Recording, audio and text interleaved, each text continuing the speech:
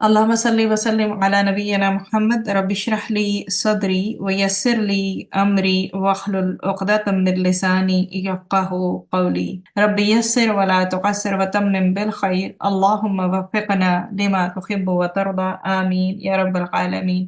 أعوذ بالله من الشيطان الرجيم. اتل ما أوحي إليك من الكتاب وأقم الصلاة إن الصلاة تنهى عن الفحشاء والمنكر ولذكر الله أكبر واللہ یعلم ما تصنعون. آیا نمبر 45. اس ٹاپک پہ ہم نے اختتام کیا تھا، وہ مکڑی کے جال سے ریلیٹڈ تھا. آپ کو پتا ہے کہ مکڑی کا جو لفظ ہے سورۃ العنکبوت میں استعمال ہوا ہے، آیا ہے، اس وجہ سے اس مناسبت سے اس سورہ کا نام جو ہے وہ عنکبوت ہے. عنکبوت جو ہے عربی کا لفظ ہے، جبکہ مکڑی جو ہے اسے اردو میں ٹرانسلیٹ کر کے کہتے ہیں. تو بظاہر جس طرح سے مکڑی کا جال جو ہے وہ دیکھنے میں مضبوط نظر آتا ہے لیکن ہوتا کمزور ترین ہے، اسی طرح وہ گرمی سردی سے انسان کو نہیں بچاتا. مکڑی کی چال کمزور ہوتی ہے لیکن اس کے شکار بڑے ہوتے ہیں. مکڑی اپنے جال سے خود بھی نہیں بچ سکتی، شکار کا خون چوس کر اس کو کھوکھلا کر دیتی ہے، اور اس طرح سے یہ ویرانوں میں جال بنتی ہے، اور جال کی خوبصورتی محض روشنی کا کمال ہوتا ہے. اس میں آپ یہ دیکھیں کہ غیر اللہ کا سہارا بھی اگر اسی کے ساتھ آپ کمپیریزن کریں تو وہ بھی کمزور ترین سہارا ہے جس سے انسان کو کوئی سپورٹ نہیں ملتی، اور غیر اللہ کے سہارے میں صرف اور صرف چالیں ہوتی ہیں جو کہ کمزور ہوتی ہیں. بظاہر جو وزڈم والے لوگ ہیں، عقل والے لوگ ہیں، وہ کبھی بھی غیر اللہ کا سہارا نہ پکڑیں. اور اسی طرح پھر جو کمزور ہیں، جو خواہشات کے غلام ہیں، جو سلیوز بنے ہوئے ہیں اپنی ڈیزائرز کے، وہ ہی ایسے سہاروں میں پھنستے ہیں جو کہ کمزور ترین ہوا کرتے ہیں. اور جو کمزور ترین سہارے کو فالو کرتے ہیں پھر ان کے دل بھی اللہ کی یاد سے خالی ہوتے ہیں، اور ویران دل ہی ان کے سہارے بنا کرتے ہیں. تو یہ بالکل حقیقت کے برعکس نظر آیا کرتا ہے. یہ تھا ہمارا جو پوائنٹ جہاں پہ ہم نے کل لاسٹ میں اینڈ کیا تھا کہ مکڑی کا جالا کیسا ہے. آج جو ہم پارا اپنا آغاز کرنے جا رہے ہیں وہ 21 پارا ہے، 21 انشاءاللہ. اس میں سورہ عنکبوت کے 4 رکوع جو ہیں وہ 20ویں پارے میں تھے، اور جو باقی 3 بچی ہیں وہ ہمارے پاس 21ویں پارے میں ہیں. ٹھیک ہے، تو اس میں جو 45 آیا ہے جس کی میں نے ابھی تلاوت بھی کی ہے، اس میں کیا چیز ہے جو فوکس کے لیے ہے میری اور آپ کی زندگی کو لے کر، کہ اس سے کتاب اللہ کی تلاوت اور نماز کی پابندی کا حکم اگر ہم ایکسٹریکٹ کریں تو وہ ملتا ہے. ٹھیک ہے، نماز کا پھر بینیفٹ یہ بتایا گیا کہ نماز بے حیائی اور برے کاموں سے روکتی ہے، اس میں کوئی ڈاؤٹ ہے ہی نہیں. ٹھیک، حقیقت کیا ہے کہ اگر آدمی نماز کو نماز کے طریقے پر پڑھے اور اس کی کنڈیشنز کا لحاظ رکھے، جو بھی اس کے ایٹیکیٹس ہیں، جو بھی اس کی کنڈیشنز ہیں، شرائط یا آداب، ان کا خیال رکھے، اس کا لحاظ رکھے، اور اس کے مقصد پر دھیان بھی ہو، اس انسان کا فوکس بھی ہو، تو یقیناً اس کے بینیفٹس بھی وہ اپنی لائف میں ضرور پائے گا. اور اس کی نماز ضرور ضرور اس کو بے حیائی سے بھی روکے گی اور برے کاموں سے بھی ضرور روکے گی. پھر یہی نماز اس کے اور اس کے گناہوں کے درمیان رکاوٹ بھی بن جاتی ہے، کیونکہ جب انسان نماز میں سب سے پہلے تکبیر کہہ کے اللہ سبحانہ و تعالیٰ کی بڑائی کا اعلان اور اقرار کرتا ہے تو وہ اللہ کے سامنے اس بات کا اقرار کر رہا ہوتا ہے، عہد کر رہا ہوتا ہے کہ یا اللہ، میں آپ ہی کی بندگی کرتا ہوں یا کرتی ہوں، میں آپ ہی سے مدد مانگتی ہوں. لہذا اس کے بعد جب کسی گناہ کا خیال دل میں آئے تو اس نے نماز اگر فوکس کر کے پڑھی ہے اس انسان میں، چاہے وہ میں ہوں یا آپ ہیں، تو یہ جو عہد ہے اس کو گناہ سے روکے گا. ہمارے سجدے، ہمارے رکوع اور ہماری نماز کی ہر حرکت جو ہے، چاہے اس میں ہم سکون کہیں پہ اختیار کر کے بیٹھے ہیں یا حرکت میں ہیں، وہ بیسیکلی ہم بندگی کا حق ادا کر رہے ہیں. تو جو شخص بھی نماز کو سوچ کر اس طرح پڑھے جیسے پڑھنا چاہیے تو نماز اسے یقیناً برائیوں سے روکے گی. اب ایک انسان کو بہترین نماز اپنی بنانی ہے جو کہ ہم 5 وقت ادا کرتے ہیں، باقی تہجد، اشراق، جو بھی نفلی نمازیں ہیں وہ الگ ہیں، تو 5 وقت کی تو فکسڈ ہے، تو پکی ہے، کسی صورت ہم چھوڑ نہیں سکتے. اب اگر ہمیں بہترین بنانی ہے تو اس میں اخلاص چاہیے ہمیں، کہ ہم اخلاص والے بنیں، خلوص نیت کے ساتھ پڑھیں، خلوص شامل ہو. پہلی فرسٹ اینڈ فارموسٹ یہ چیز ہوگی. دوسری چیز ہوگی خشیت، رب کا خوف ہونا ضروری ہے. اور تیسری اس میں کہ ظاہر ہے ہم نے ذکر اللہ کی تلاوت اس میں کرنی ہے، تو جب اخلاص جو ہوگا تو وہ انسان کی نماز کو نیکی پر آمادہ کرے گا، خشیت جو ہوگی اسے برائیوں سے روکے گی، اور ذکر جو ہے قرآن کا وہ اسے نیکی کا حکم دے گا، تو وہ منکرات سے آٹومیٹکلی رکے گا۔ تو جس نماز میں ان تینوں میں سے کوئی صفت نہ پائی جائے، کوئی ایٹریبیوٹ نہ پایا جائے، تو پھر انسان سوچے ایک لمحے کے لیے کہ یہ نماز کیسی نماز ہے۔ اسی طرح سے اگر آپ یہ دیکھیں کہ ہمارے معاشرے میں ہر طرف بے راہ روی آپ کو نظر آتی ہے، بے حیائی اور فحاشی نظر آتی ہے، سولوشن ایک ہی ہے کہ مساجد کو آباد کیا جائے، اور یہ جو مسجدیں ویران ہوئی ہیں نا ان کی ویرانی کو دور کیا جائے، اور دوسری بات جو کوئی بازار ہر وقت سرگرم ہے اور آباد ہیں، وہ بیسیکلی جو ہے ادھر اتنے زیادہ پبلک نہیں ہونی چاہیے جتنی کہ نمازوں کے لیے آنی چاہیے۔ تو جو لوگ نماز بھی پڑھتے ہیں ساتھ میں جھوٹ بھی بولتے ہیں، پھر وعدہ خلافی بھی کرتے ہیں، ظلم اور لوٹ کا بازار بھی گرم رکھتے ہیں، تو بے پردگی، بد نظری اور جو بھی فحاشی میں ملوث لوگ ہیں، اللہ تعالیٰ ان کی بھی حفاظت فرمائے، اور اللہ تعالیٰ ہمیں بھی جو ہے فحش اور برے کاموں سے بچائے کہ ہماری نمازیں جو ہے ہمارے اوپر ایسا ایفیکٹ کریں کہ ہم برائیوں سے بچ جائیں۔ ایسے ہی تو یہ مینشن نہیں نہ کر دیا گیا ان الصلاۃ تنہی عن الفحشاء والمنکر، اللہ تعالیٰ نے کہا کہ بڑے بڑے جو گناہ ہیں، کھلے گناہ ہیں، ان سے روکتی ہے، لیکن ہم کرے کیا کہ ہم شرائط کو، آداب کو، واجبات ہیں، سنن ہیں، ان سب چیزوں کو ملحوظ خاطر رکھیں، ہم خشوع و خضوع کے ساتھ اس کو پڑھیں۔ تو نماز کا انسان کی زندگی پہ بیسیکلی امپیکٹ ہونا چاہیے۔ نماز صرف زبانی نہیں، قلبی اور بدنی عبادت ہی نہیں، بلکہ ایسی عبادت ہے جو ہمارے دل، زبان اور سارے اعضاء کو انوالو کرتی ہے، سارے آرگنز انوالو ہوتے ہیں۔ آپ یہ دیکھیں کہ قرآن آپ پڑھ رہے ہیں، آپ کسی سے بات کر سکتے ہیں، ٹھیک ہے، آپ طواف کر رہے ہیں، طواف میں بھی آپ کسی سے بات کر سکتے ہیں، ٹھیک ہے، اس طرح سو اینڈ سو آن، زکوٰۃ ہے، حج ہے، باقی معاملات ہیں۔ لیکن جب آپ نماز کے لیے اللہ کے حضور کھڑے ہو گئے ہیں، اب آپ کی ہر ایک دوسرے بندے سے بات ممنوع، ادھر ادھر دیکھنا ممنوع، آپ نہیں کوئی ایسا ایکشن کر سکتے جو ایکسٹرا ہے۔ تو اللہ نے کھڑا ہی سامنے لا کر کیوں کیا ہے؟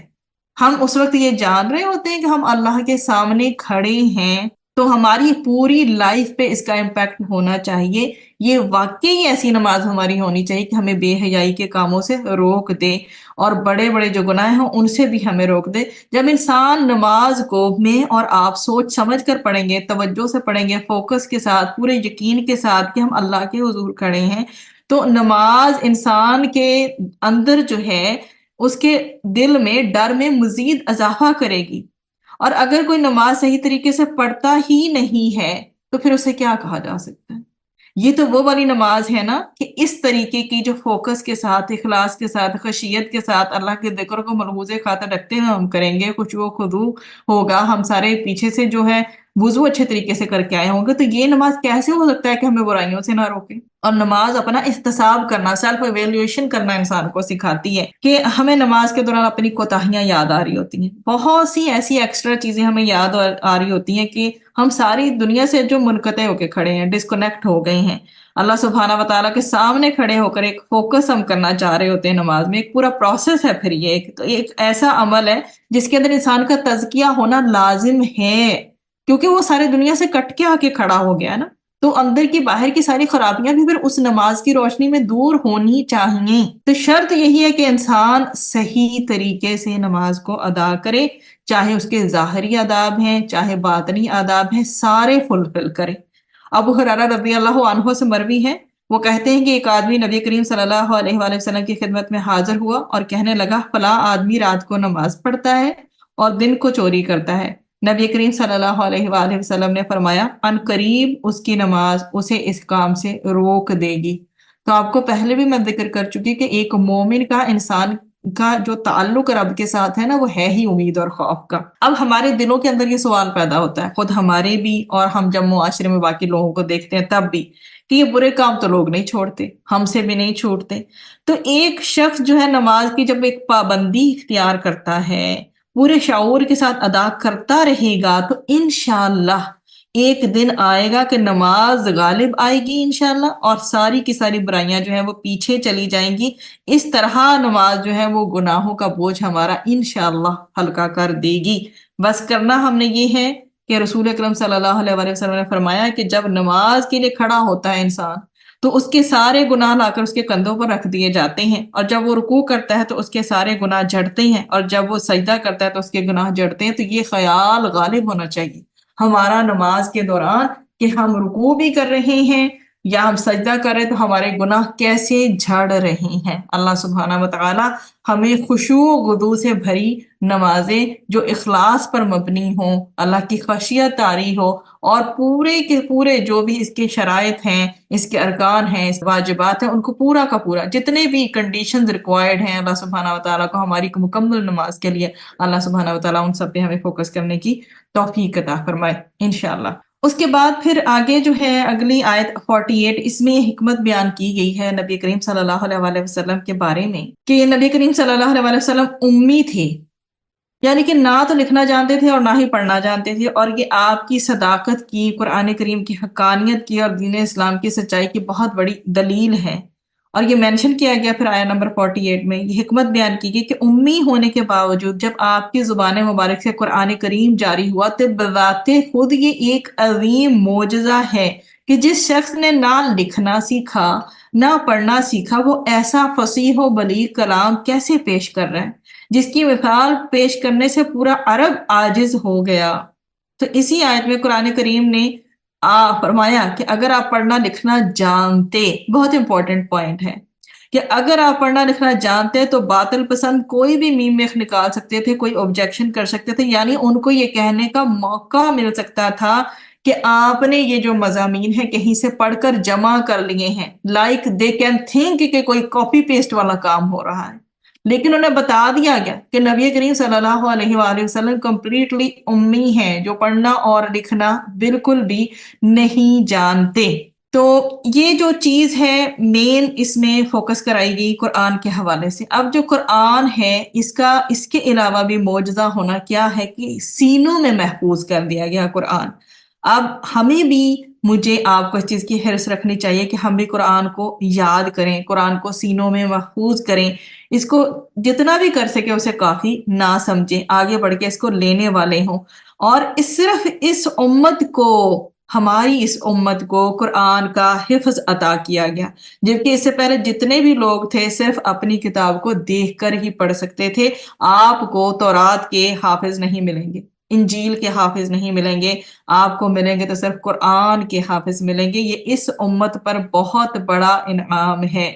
جب بھی وہ لوگ ان کتابوں کو پڑھ کے بند کرتے تو جو کچھ بھی اس میں حفظ ہوتا وہ اسے حفظ نہ رکھ سکتے تھے سوائے انبیاء کے، یعنی تورات انجیل وغیرہ صرف انبیاء ہی یاد رکھتے تھے، جیسے کہ زبور جو تھی وہ حضرت داؤد علیہ السلام کو حفظ تھی، وہ اپنے کام کاج کے دوران اس کو زبانی ہی پڑھ لیا کرتے تھے۔ اور پھر یہ بھی ساتھ میں ہمیں احادیث کی روشنی میں ملتا ہے کہ حافظ قرآن کی بڑی شان ہے، وہ معزز فرشتوں کے ساتھ ہوگا۔ نبی کریم صلی اللہ علیہ وآلہ وسلم نے فرمایا اس شخص کی مثال جو قرآن پڑھتا ہے اور وہ اس کا حافظ بھی ہے، حفظ کر کے چھوڑ نہیں دیا بلکہ پڑھتا ہے،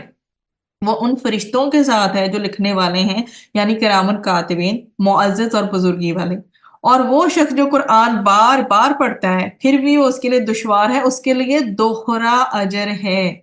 دیکھیں کہ اللہ سبحانہ و تعالیٰ کی ذات کتنی رحیم ہے، کتنی کریم ہے، کسی کو بھی نہیں چھوڑا، چاہے وہ حافظ ہے یا چاہے وہ جو کہ دوران تلاوت لڑکھڑاتی ہے جس کی زبان، وہ اسے نہیں ادا کرتا پر وہ کوشش کرتا ہے، مشکل بے شک اسے پیش آتی ہے لیکن وہ ہمت نہیں ہارتا۔ لہو اجران، اس کے لیے ڈبل ریوارڈ ہے، دوہرا ہے۔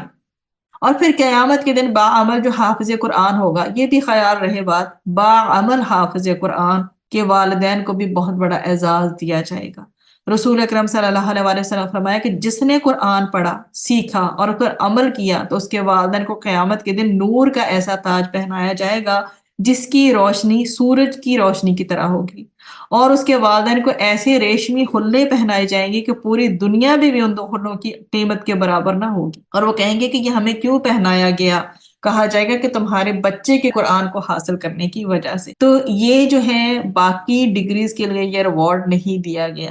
یہ صرف قرآن کے لیے ریوارڈ دیا گیا، یہ میرے اور آپ ہم سب کے لیے سوچنے کا مقام ہے کہ وہ دن کیسا ہوگا، وہ کیسی گریجویشن ہوگی، وہ کیسی شان و شوکت ہوگی جب ایک حافظ قرآن کو تو بہت کچھ دیا جائے گا، صرف اس کو ہی نہیں بلکہ اس کے والدین کو اتنا زیادہ عزت و اکرام اور اتنی زیادہ جو ہے رسپیکٹ دی جائے گی۔ تو ہمیں کوشش کرنی چاہیے کہ اپنے بچوں کو بھی اس طرف راغب کریں اور خود بھی ہم اس طرف جو ہے وہ آنے والے بنے۔ تو یہ تو ہمارا اس سے ریلیٹڈ تھا۔ اب جو ہے اگلی آیات جو ہے ہماری 52 سے لے کر 55 ہیں، یہ حق کو جھٹلانے والوں کے بدترین انجام کو جو ہے وہ شو کرتی ہیں کہ آسمان اور زمین کے ہر راز کا جاننے والا معبود حقیقی یعنی صرف اللہ ہے، اس بات پر گواہ ہے کہ میں حق پر ہوں۔ نبی کریم صلی اللہ علیہ وسلم کی بات کی جا رہی ہے کہ ان آیات میں کیا ہے کہ آپ اناؤنسمنٹ کر دیں، وہ اعلان کر دے کہ آسمانوں اور زمین کے ہر راز کا جاننے والا معبود حقیقی یعنی اللہ اس بات پر گواہ ہے کہ میں حق پر ہوں۔ عنقریب جٹلانے والے جو ہیں یا باطل پر ایمان لانے والے بہت بڑے خسارے کا جو ہے وہ شکار ہوں گے۔ پھر اسی طرح سے آگے 56 سے لے کر 60 تک جو ہے وہ ہجرت کا حکم دیا گیا ہے کہ آیات ہجرت یہ جو ہے حکم اور جو ہجرت کرنے والوں کی تسلی کے لیے بیان کی گئی ہیں کہ اہل ایمان کو آگاہ کیا گیا ہے کہ اہمیت کسی بھی خطۂ زمین کی نہیں ہوتی، اللہ کی عبادت کی ہے اہمیت بیسیکلی۔ اگر کسی علاقے میں اللہ کی عبادت کرنا دشوار ہو جائے تو وہاں سے ہجرت کر جاؤ۔ اللہ کی زمین بہت وسیع ہے، وہ اللہ کے حکم سے اس کے بندوں کو ضرور سکون کا کوئی گوشہ فراہم کر ہی دے گی۔ تو یہ یہاں پر بتایا گیا کہ جس کسی کے لیے بھی کسی جگہ پہ رہتے ہوئے دین حق پر عمل کرنا مشکل ہو تو اسے کیا چاہیے کہ وہ ہجرت کر جائے۔ پھر اسی طرح سے 61 سے لے کر 63 میں حق کو واضح کرنے والے جو ہے 2 پوائنٹس اٹھائے گئے ہیں کہ شرک کرنے والے جو ہیں وہ 2 ایسے سوالات ان سے پوچھے گئے کہ جو انہیں سوچنے اور حق کا اعتراف کرنے پر مجبور کرنے کے لیے کافی ہو جائے کہ بتاؤ تمام آسمان اور زمین کس نے بنائے ہیں اور سورج اور چاند کو انسانوں کی خدمت میں کس نے لگا دیا ہے؟ تو مشرکین بول پڑے یہ صرف اور صرف اللہ ہی کر سکتا ہے۔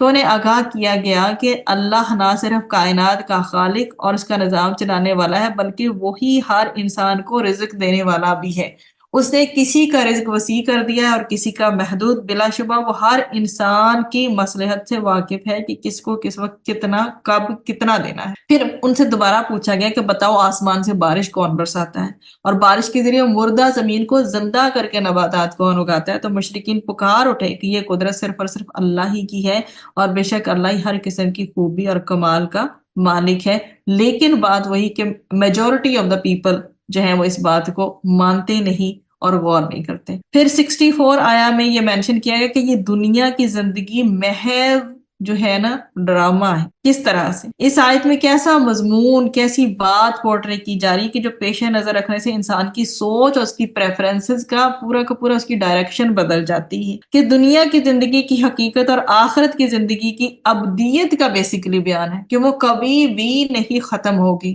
البتہ دنیا کی زندگی جو ہے وہ ٹیمپریری ہے، یہی حقیقت ہے۔ تو دنیا کی محدود زندگی کو آخرت کی لامحدود زندگی سے کوئی نسبت ہو ہی نہیں سکتی۔ دنیا کی زندگی محض ایک ٹائم پیریڈ کا ڈرامہ ہے جیسے، اور اس کا ایک ٹائم ڈیوریشن ہے کہ جب وہ ایپیسوڈ کمپلیٹ تو کمپلیٹ، پھر وہ ختم ہو جائے گی۔ تو مختلف جو افراد ہیں اپنا اپنا کردار آگے ادا کرتے ہیں، کوئی بادشاہ ہے، کوئی فقیر ہے، اور اس طرح سے یہ ہر فرد جو ہے اپنی اثر اوقات پر آ جاتا ہے۔ اسی طرح دنیا میں کوئی بہت شاہانہ زندگی لائک اے کنگ گزار رہا ہے اور کچھ جو ہے وہ ان کی گزر اوقات مشکل کر دی گئی ہے۔ البتہ یہ جتنے بھی حالات ہیں سب عارضی ہیں۔ عنقریب موت کے بعد ہر شخص کو چاہے وہ امیر ہو غریب ہو ایک جیسے کفن اور ایک جیسی قبر کی کوٹھڑی میں قیامت کا انتظار کرنا ہے، اور چاہے اس میں کسی کو اس پلے میں، اس سیریل میں، اس ڈرامے میں کسی کو ایوارڈ ملے، کوئی ڈائریکشن کی جو ہدایات دے رہا ہو کہ ڈائریکٹر بنا ہوا ہو، سب کا انجام ایک جیسا ہی ہونا ہے کہ سب نے دنیا چھوڑ دینی ہے اور بدلہ سب کو جا کر آخرت میں ملنا ہے کہ کس نے اپنا کریکٹر کیسے پلے کیا ہے، اپنا کردار کیسے ادا کیا ہے۔ وہاں آخرت میں جو بدلہ ہے وہ دائمی ہوگا، ہمیشہ ہمیشہ کی جنتیں صرف وہاں کے لیے ہیں۔ اور ہمیں اللہ سبحانہ وتعالیٰ نے کیا فرمایا کہ وہاں کی زندگی کے لیے تیاری کرو، محنت لگاؤ اس پر تو یہ دنیا جو ہے اللہ تعالیٰ نے ہمیں دی ہے یہاں پر کہ یہاں پر عمل کرو، صالح عمل کرو، وہاں پر تمہیں ریوارڈ ملے گا۔ پھر 65 اور 66 میں کیا بتایا گیا کہ اللہ کا ان بندوں پر کرم ہی ہوتا ہے، ظلم نہیں ہوتا۔ اب بحری سفر اگر ہوتا ہے اس کے دوران انسان پر خوف طاری ہوتا ہے کہ کہیں کوئی طوفان نہ آ جائے، کشتی یا جہاز ڈوب نہ جائے، اللہ ہی سے سلامتی کی دعائیں کرتے ہیں نا انسان۔ وہ جانتا ہے کہ اس مشکل میں بچانے والا صرف وحدہ لا شریک ایک اللہ ہے۔ البتہ جب اللہ خشکی پر باسلامت انسان کو پہنچا دیتا ہے تو کچھ لوگ اللہ کے ساتھ پھر من گڑھ معبودوں کو لے آتے ہیں، پھر ان کو پکارنا شروع کر دیتے ہیں۔ تو یہ بندوں کی ناشکری اور سرکشی کا جہاں پہ بیان کیا گیا ہے، اور ساتھ میں یہ بھی بتا دیا گیا کہ وہ یہ نہ سمجھیں کہ جس رب نے ان کو بچایا ہے اور اس رب کے ساتھ وہ شرک کر رہے ہیں ان کا محاسبہ نہیں ہوگا، ان قریب ان کا محاسبہ ہوگا، اور یہ جو مشرکانہ روش انہوں نے اختیار کی اس کا خمیازہ ان کو بھگتنا پڑے گا۔ پھر 67 اور 68 میں مشرکین مکہ کی سرکشی کو بیان کیا گیا کہ اللہ نے مکہ میں حدود حرم مقرر فرما کر اس شہر کو پیسفل بنایا تھا۔ اطراف میں انہوں نے جنگ و جدال جو ہے وہ ہوتا رہتا تھا، لیکن مکہ میں امن و امان کی فضا قائم رہتی تھی۔ اس کے باوجود مشرکین مکہ حق کی بجائے باطل یعنی بتوں کی گندگی پر ایمان رکھتے ہیں، شرک کے جھوٹے عقیدے کے لیے دلائل پیش کرتے ہیں اور خالص توحید کو مان کر نہیں دے رہے، اور یہ بہت بڑے ظالم ہیں۔ پھر اسی طرح سے آیت نمبر 69 ہے کہ ہدایت جہاد کرنے والے کو ملتی ہے۔ سورہ عنکبوت کی اس آخری آیت میں بہت ہی ایمفسس والا جو ہے اسلوب اختیار کیا گیا، بہت ہی تاکید کی گئی، جو لوگ اللہ کی راہ میں مال و جان سے جہاد کرتے ہیں اللہ انہی کو اپنے راستے کی ہدایت دیتا ہے۔ تو علم کے ساتھ ساتھ ایک جو باطنی بصیرت انسان کو ملتی ہے، کس طرح سے وہ نصیب ہوا کرتی ہے کہ قرآن و حدیث کے مطالعہ سے علم تو حاصل ہو سکتا ہے، لیکن علم کے ساتھ ساتھ ایک باطنی بصیرت، نئے نئے مسائل میں حق و باطل کے درمیان تمیز یا خلوص یا اخلاص اور زیادہ سے زیادہ مال و جان کے ساتھ دین کی خدمت کی توفیق اسی کو ملے گی جو دین کی نصرت اور اس کے جو پروسیس کے لیے، دین کی وکٹری کے پروسیس کے لیے میدان میں نکل آئے۔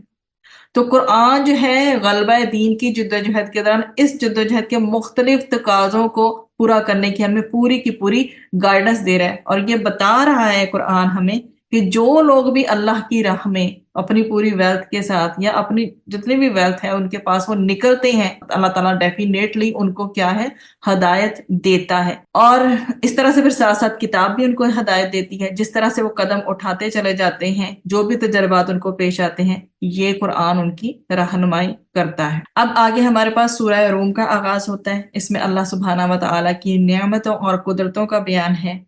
تاکہ لوگ اللہ کی نعمتوں کا احساس کر کے اس کی پکڑ سے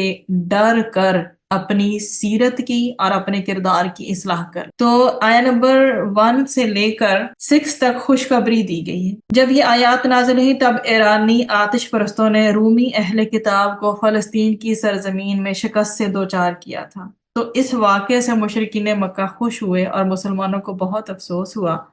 اس کا سبب یہ تھا کہ مشرکین مکہ کی ہمدردیاں ایرانیوں کے ساتھ تھی کیونکہ وہ بھی مشرک تھے۔ اس کے برعکس مسلمانوں کی جو ہمدردیاں تھیں وہ اہل کتاب رومیوں کے ساتھ تھیں۔ تو اللہ تعالیٰ نے مسلمانوں کو بشارت دی کہ ان قریب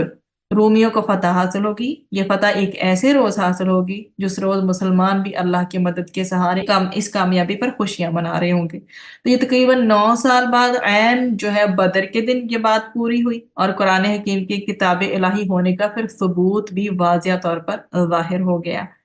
پھر آگے 7 اور 8 میں یہ بتایا گیا کہ انسان کے وجود میں ضمیر جو ہر نیکی پر تسکین دیتا ہے، ہر برائی پر انسان کو جھنجھوڑتا ہے۔ تو ضمیر کا یہ عمل ثابت کرتا ہے کہ نیکی کا اچھا بدلہ اور برائی کا جو ہے برا بدلہ مل کر رہے گا۔ اور پھر اس میں یہ بھی بتایا گیا کہ کائنات میں ہر شے ایک خاص مدت کے بعد فنا ہو جاتی ہے، اس طرح ایک روز پوری کائنات بھی فنا ہو جائے گی۔ پھر 9 سے 10 میں یہی ذکر کیا گیا ہے جیسے کہ ہم پہلے بھی پڑھتے آ رہے ہیں کہ سرکش قومیں جو ہیں، تو سرکش قوموں کے انجام سے کیا کرو، سبق حاصل کرو۔ جتنی بھی سابقہ قوموں کی ہسٹری ہے، ان کی تباہ شدہ بستیاں ہیں، ان کے کھنڈرات ظاہر کرتے ہیں کہ وہ قومیں چاہے ان کے پاس اسباب تھے، صلاحیت تھی، قوت تھی، ہر لحاظ سے بہت ترقی یافتہ تھی، البتہ جب ان کے پاس اللہ کے رسول بہت ہی واضح تعلیمات لے کر آئے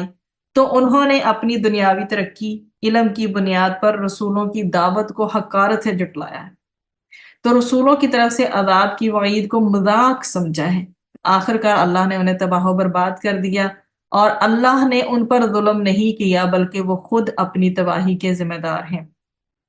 اسی طرح سے 11 to 16 میں احوال آخرت بیان کیے گئے ہیں کہ اللہ تعالیٰ نے تمام انسانوں کو پیدا کیا، وہ دوبارہ بھی انہیں جو ہے زندہ کرے گا، پھر سب کے سب انسان اللہ کی بارگاہ میں پیش ہوں گے۔ وہ اپنے اپنے اعمال کے اعتبار سے دو گروہوں میں تقسیم کر دیے جائیں گے، ایک گروہ ہوگا نیک انسانوں کا جن کا مقام جنت ہوگا، اور دوسرا ہوگا مجرموں کا جو ہے عذاب میں مبتلا ہوں گے اور ان کو مایوسی گھیرے ہوئے ہوگی، وہاں کوئی ان کی سفارش نہیں چلے گی، تو ان کا جو مقام ہے وہ جہنم بتا دیا گیا۔ پھر آیا نمبر 17 اور 19 میں مردہ زمین کو زندہ کرنے والا تمہیں بھی زندہ کرے گا، یہ مینشن کیا گیا ہے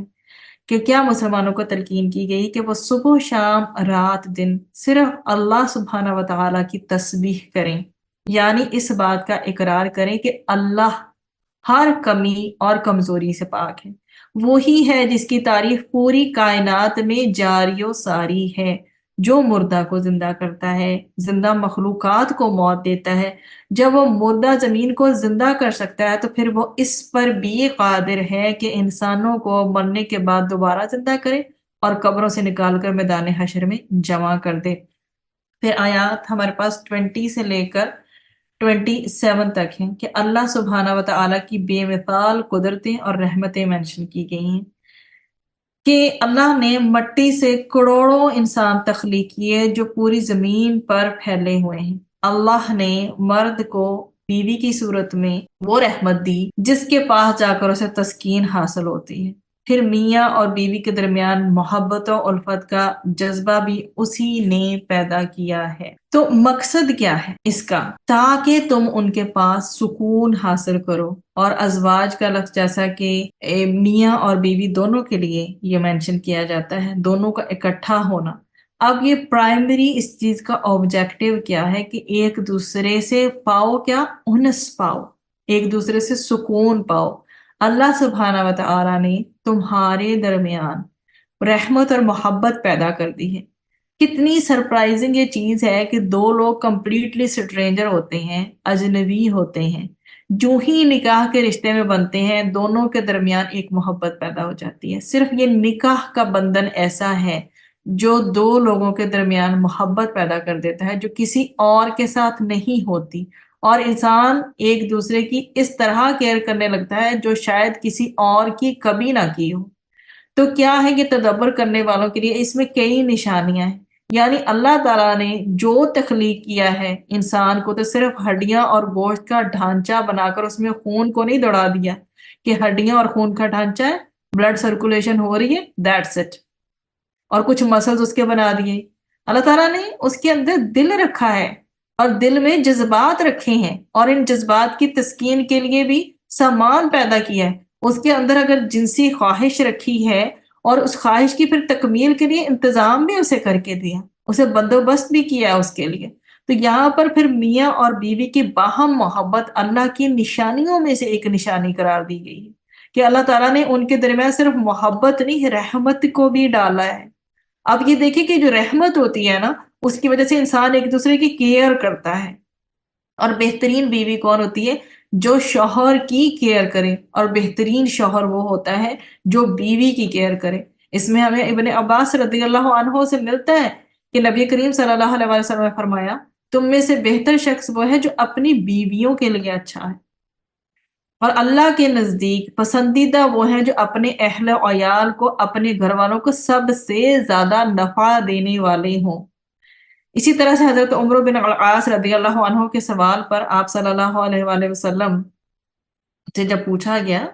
تو حضرت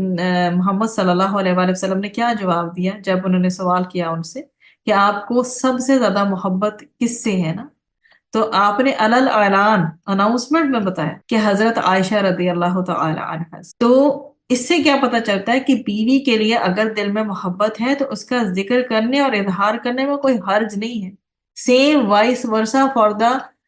فیمیل، اگر وہ وائف اپنے شوہر کو دل و جان سے چاہتی ہے تو کبھی کبھی اگر وہ اظہار کر دے گی تو اس میں کوئی حرج نہیں ہے، لیکن شرم و حیا کے دائرے میں ڈیفینیٹلی رہتے ہوئے، کیونکہ عورت کی سب سے بڑی خوبصورتی جو ہے وہ تو حیا ہے، اور اگر اس کے ساتھ ساتھ اس کے اندر نرمی بھی ہو تو پھر تو سونے پہ سہاگا۔ تو حضرت عائشہ رضی اللہ عنہا کہتی ہیں کہ میں حیض کی حالت میں پانی پیتی تھی اور برتن نبی کریم صلی اللہ علیہ وآلہ وسلم کو دے دیتی، آپ صلی اللہ علیہ وآلہ وسلم اسی جگہ سے پیتے جہاں سے میں نے پیا ہوتا، میں ہڈی سے گوشت کھا کر وہ ہڈی نبی کریم صلی اللہ علیہ وآلہ وسلم کو دے دیتی اور آپ اسی جگہ سے کھاتے جہاں سے میں نے کھایا ہوتا، حالانکہ میں حالت حیض میں ہوتی تھی۔ تو حیض کی حالت میں عورت کوئی اچھوت نہیں ہو جاتی، یہ جو جاہلانہ جتنی بھی رسمیں تھیں نبی کریم صلی اللہ علیہ وآلہ وسلم نے آ کر ان کا خاتمہ کیا ہے۔ اسی طرح سے جو عورت شوہر سے محبت کرتی ہے تو اس کی بھی فضیلت ہے۔ نبی کریم صلی اللہ علیہ وسلم فرمایا کہ میں تمہیں ان عورتوں کی خبر نہ دوں جو جنت میں ہوگی؟ ہم نے عرض کیا ضرور اے اللہ کے رسول صلی اللہ علیہ وآلہ وسلم۔ آپ صلی اللہ علیہ وسلم نے فرمایا محبت کرنے والی۔ تو ذرا ہم اپنے آپ کو چیک کریں، کیا ہم محبت کرنے والیاں ہیں؟ اگر نہیں ہے تو پھر ہمیں بن جانا چاہیے۔ پھر دوسری بات تھی زیادہ بچے جننے والی۔ پھر جب اسے غصہ آئے یا اس کے ساتھ برا کیا جائے یا اس کا شوہر اس کے ساتھ غصہ یا ناراض ہو تو کہتی ہے میرا ہاتھ آپ کے ہاتھ میں ہے، میں اپنی آنکھوں میں نیند کا سرما نہیں لگاؤں گی جب تک آپ راضی اور خوش نہ ہو جائیں۔ یعنی شوہر کی دلداری کرنے والی، اس کو منانے والی ایسی بیوی کے لیے یہ بشارتیں دی گئی ہیں، کیونکہ باہر ملٹیپل چیلنجز کو فیس کرتے ہیں مرد، باہر اتنی ڈسٹریکشنز ہیں، مطلب اتنے سٹریس اور پریشر تو اپنی جگہ ہے، لیکن آپ یہ دیکھیں کہ جیسا اب ہمارا ٹائم پیریڈ چل رہا ہے اس میں آپ دیکھیں کہ مرد جب باہر نکلتے ہیں کیا اپنی نگاہوں کو محفوظ کر پاتے ہیں؟ جگہ جگہ پر آپ کو اتنی خوبصورت شہزادیاں دیکھنے کو ملتی ہیں، میری اور آپ کی نگاہیں ان کو دیکھتی رہ جاتی، تو مرد تو پھر مرد ہوتا ہے۔ تو پھر کیا بتایا گیا ہے کہ اتنی سارے سورسز آف اٹریکشن باہر موجود ہیں، تو سیکیور کرو اپنی لائف کو، میں اور آپ، کہ جب مرد حضرات باہر کی اتنی چیلنجنگ دنیا سے گھر میں تشریف لاتے ہیں تو انہیں گھر میں آ کر سکون ملنا چاہیے، ہاں، اور یہ سکون ہم نے پرووائڈ کرنا ہے۔ لیکن اگر بیوی بد اخلاق ہو آگے سے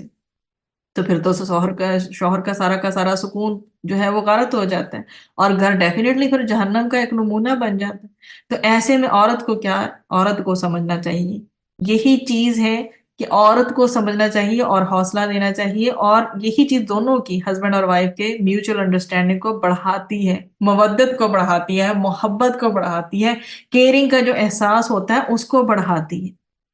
تو بہت ساری چیزیں اس میں آ سکتی ہیں جو کہ جس وقت جو شوہر کو چاہیے، جو مطلوب ہو، اس لحاظ سے اس کا خیال رکھا جائے۔ اب دیکھیں نبی کریم صلی اللہ علیہ وآلہ وسلم پر جب وحی نازل ہوئی اور وہ پریشان ہوئے ہیں، واپس آئے ہیں، اور حضرت خدیجہ رضی اللہ عنہ کا سارا کچھ بتایا ہے، تو انہوں نے آگے سے انہیں کنسول کیا ہے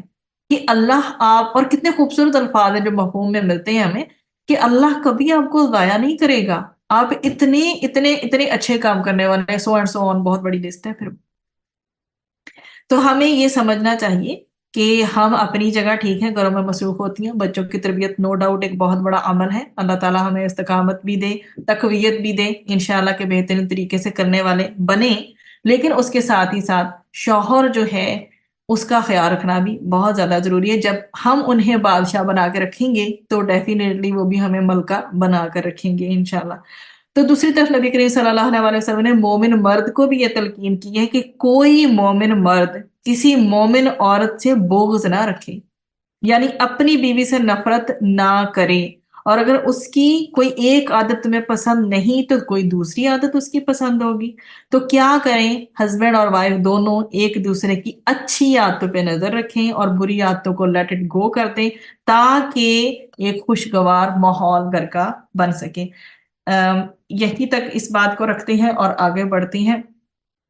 یہ تو ہمارا اس میاں اور بیوی کے محبت و الفت کے حوالے سے ہو گیا۔ پھر آسمان اور زمین کی تخلیق کا اس میں جو ہے بتایا گیا کہ قدرت کا کتنا بڑا شاہکار ہے، زمین پہ بولی جانے والی تمام بولیاں مینشن کی گئی ہیں، کائنات کے مختلف رنگوں کی وضاحت ان آیات میں کی گئی ہے، رات اور اس میں حاصل ہونے والی میٹھی نیند اللہ کے کرم سے ہی انسان کو نصیب ہوتی ہے۔ پھر دن کا اجالا اور اس میں اپنی ضروریات کے لیے جو انسان ساری ایکٹیویٹیز پرفارم کرتا ہے وہ اللہ کی رحمت کی مرہون منت ہی ہیں۔ آسمانوں پر چمکنے والی بجلیاں اور ان کو دیکھ کر خوف اور امید کی کیفیت اللہ کی عظمت اور جلال کا انسان کو احساس دلاتی ہیں۔ آسمان سے برستی ہوئی بارش، بارش سے مردہ زمین کا زندہ ہونا اور پھر طرح طرح کی نباتات کا پیدا ہونا،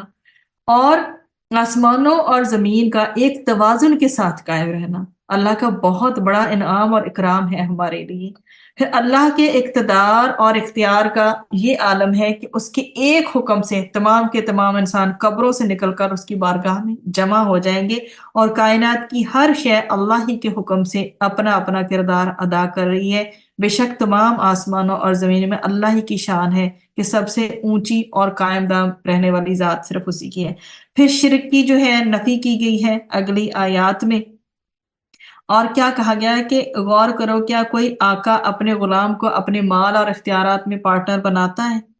کیا غلام کی جتنی بھی نیسیسٹیز ہیں، جتنی بھی اس کی بیسک نیڈز ہیں اور آرام کے لیے وہی کچھ کرتا ہے جو اپنے لیے کرتا ہے؟ تو اس طرح سے انسانوں کو بھی چاہیے کہ اللہ کے ساتھ کسی کو شریک نہ بنائیں۔ پھر آیات 30 سے آنورڈ، 30 سے 32 میں فطرت کی پکار ہے کہ اللہ کی مکمل اطاعت کرو،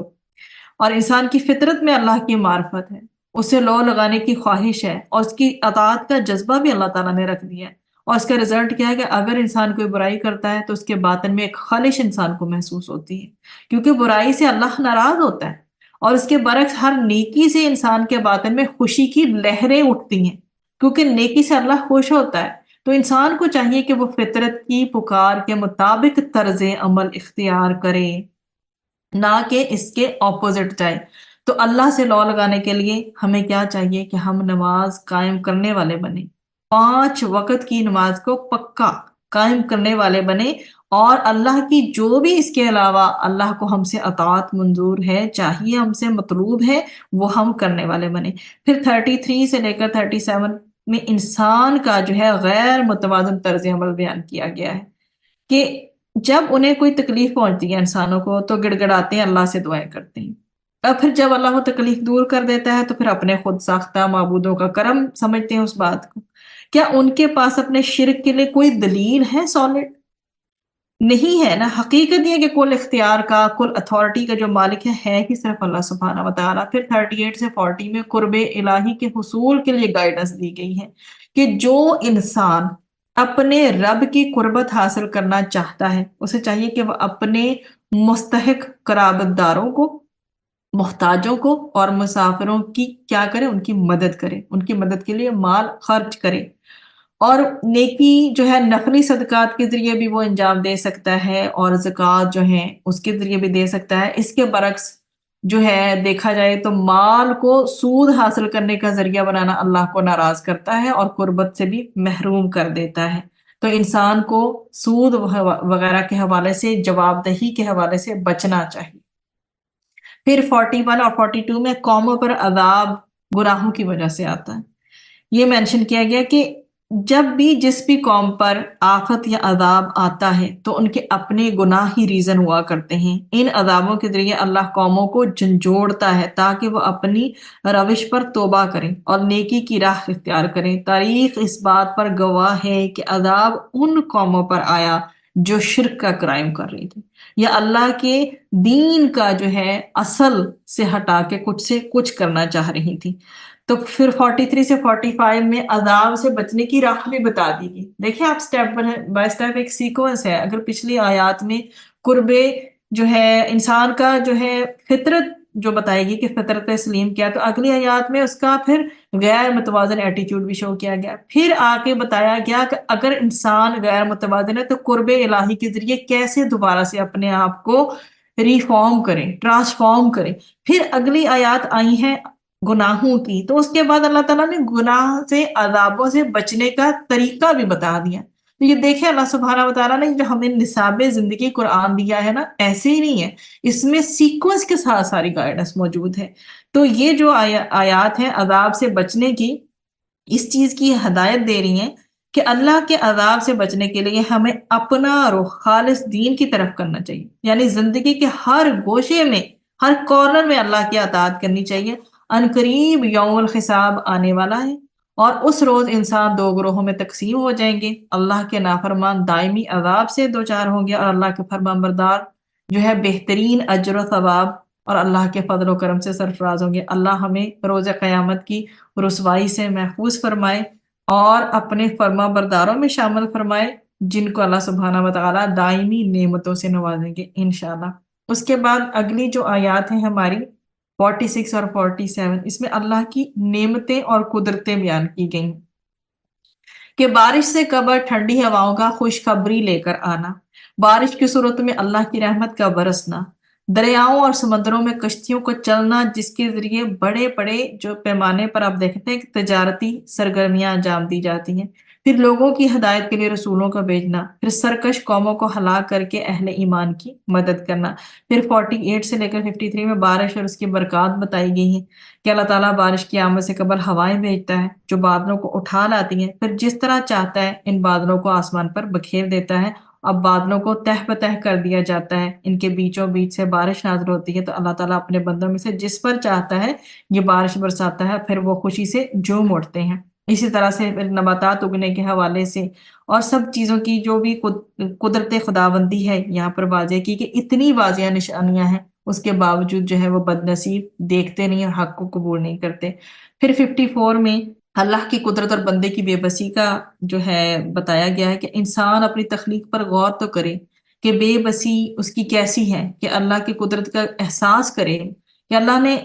انسان کو اس صورت پر پیدا کیا ہے کہ وہ بالکل لاچار اور کمزور تھا، اور اللہ تعالیٰ ہی رفتہ رفتہ اسے قوت اور توانائی دیتا ہے، اور پھر دوبارہ انسان دوبارہ سے لاغر اور لاچار ہو جاتا ہے اور پھر اللہ کی طرف جانے کا وقت آ جاتا ہے۔ تو یہ سٹیجز ہیں آف دا لائف۔ پھر 55 سے لے کے 57 میں روز قیامت مجرموں کی حسرت بیان کی گئی ہے کہ وہ بڑی حسرت سے کہیں گے کہ ہم دنیا میں صرف ایک گھڑی کا وقت گزار کے آئے ہیں۔ وہ سعادت مند لوگ جو ایمان اور علم کی دولت سے فیض یاب ہوئے مجرمین سے کہیں گے نہیں، بلکہ تم دنیا میں دوبارہ جی اٹھنے کے دن تک رہے، آج وہ دن آ چکا ہے۔ مطلب کہ اس قدر وہ حسرت اور ندامت میں ہوں گے کہ وہ اللہ کے سامنے کوئی عذر بھی پیش نہیں کر سکیں گے، اور ان کا دل چاہے بھی اگر وہ واپس آئے تو واپس نہیں آ سکتے، اور ان کی کیا ہے وہ رسوائی کو فیس کر رہے ہوں گے۔ اللہ سبحانہ و تعالیٰ ایسی حسرتوں سے ہمیں بچائے۔ پھر نبی کریم صلی اللہ علیہ وسلم کی جہاں پر تسکین کی جا رہی ہے سورہ روم کی آخری آیات میں کہ قرآن کریم کی جو بھی یہ تعلیمات جب کفار کے سامنے پیش کی جاتی ہیں تو وہ انہیں خود ساختہ قرار دے دیتے ہیں۔ حقیقت یہ ہے کہ اللہ تعالیٰ نے ان بدبختوں کو ہدایت سے محروم رکھنے کے لیے ان کے دلوں پر سٹیمپ لگا دی ہے، اور آخری آیت میں نبی کریم صلی اللہ علیہ وسلم کو خوشخبری دے دی گئی کہ ان قریب اللہ کا وعدہ پورا ہوگا اور حق کو غلبہ حاصل ہوگا۔ آپ صلی اللہ علیہ وآلہ وسلم استقامت کے ساتھ حق پر ڈٹے رہیں اور ثابت کرنے کے کوئی دھمکی، کوئی تشدد، کوئی لالچ اور کوئی مصالحت کی پیشکش آپ صلی اللہ علیہ وآلہ وسلم کو سیدھی راہ سے نہیں ہٹا سکتی۔ اس کے بعد ہمارے پاس جو ہے وہ سورہ لقمان کا آغاز ہو رہا ہے۔ سورہ لقمان مکی سورہ ہے، 34 اس کی آیات ہیں، 4 اس کے رکوع ہیں، اور اس سورہ کے شروع میں قرآن کریم کو نیک لوگوں کے لیے ہدایت اور رحمت کا سبب قرار دیا ہے، اور نیک لوگوں کی پھر 3 علامات بیان فرمائی ہیں کہ نماز کا اہتمام کرتے ہیں، زکوٰۃ کی ادائیگی کرتے ہیں، آخرت پر پورا یقین رکھتے ہیں۔ تو جن لوگوں میں یہ صفات پائی جاتی ہیں ان کے بارے میں فرمایا کہ یہی لوگ ہیں جو اپنے پروردگار کی طرف سے سیدھے راستے پر ہیں، یہی ہیں جو فلاح پانے والے ہیں۔ پھر آگے مزید آیا نمبر 6 میں یہ مینشن کیا گیا کہ مکہ مکرمہ کے ایک مشرک نضر بن حارث کی مذمت بیان فرمائی گئی ہے کہ وہ اپنی تجارت کے لیے مختلف ممالک کا سفر کرتا اور وہاں کے بادشاہوں کے قصوں پر مشتمل کتابیں خرید کر لاتا۔ بعض روایت میں ہے کہ ایک گانے والی لونڈی بھی خرید لایا تھا اور لوگوں سے کہتا کہ محمد صلی اللہ علیہ وسلم تمہیں عاد و ثمود کے قصے سناتے ہیں، میں تمہیں ان سے زیادہ دلچسپ قصے اور گانے سناؤں گا۔ تو اس آیت سے کیا معلوم ہوتا ہے؟ یہ اصول معلوم ہوتا ہے کہ ہر وہ دل بہلانے کا مشغلہ جو انسان کو اپنے دینی فرائض سے غافل اور بے پرواہ کر دے ناجائز ہے۔ کھیل اور دل بہلانے کو صرف وہ مشغلیں جائز ہیں جن میں کوئی فائدہ ہو، جسمانی یا ذہنی ورزش وغیرہ، جسمانی یا ذہنی ایکسرسائز، اور ان مشاغل سے نہ کسی کو تکلیف پہنچے اور نہ ہی دینی فرائض سے کسی قسم کی جو ہے وہ غفلت انسان کے اندر آئے۔ تو اب یہ جو اس طرح کی چیزیں ہیں، چاہے وہ کتابیں ہی ہوں، ٹھیک ہے، قرآن کے اپوزٹ پہ جا کر اگر لوگ کچھ ایسی کتابیں بھی پڑھتے ہیں جو اللہ اور اس کے رسول اور دین سے، ایمان سے انسان کو دور کرتے ہیں، بلکہ تعلق ہی نہیں رکھتی ان چیزوں سے، تو عموماً انسان کا پھر ایک بیہیویئر کیا ڈیولپ ہونے لگتا ہے کہ وہ دین کا، قرآن کا اور اس کے علم کا مذاق اڑانے لگتا ہے۔ تو پھر ایسے لوگوں کے لیے رسوا کن عذاب ہے، کیونکہ جو بھی جس طرح کی بھی لغویات ہیں انسان کو غافل کر دیتی ہیں۔ ہر ایسی بات، ایسی چیز، ایسا علم جس کے ساتھ انسان اپنا وقت گزارتا ہے، وہ انسان کو اپنے اندر مشغول کر لیتی ہیں، اور وہ اس سے لذت بھی حاصل کرتا ہے، یعنی اس کو ایک طرح کی ایڈکشن ہو جاتی ہے۔ چاہے وہ بکس ہیں، چاہے وہ کوئی سیریز ہے، چاہے وہ گیت گانا ہو، ایسی چیزیں جس کی طرف سے انسان کی جو طبیعت حیوانی طور پر مائل ہوتی ہے، یعنی اس کی خواہش نفس کو ایک طرح سے ہوا دینے والی چیزیں ہوں جو بے فائدہ ہوں، جن کا کوئی بھی بینیفٹ نہ ہو،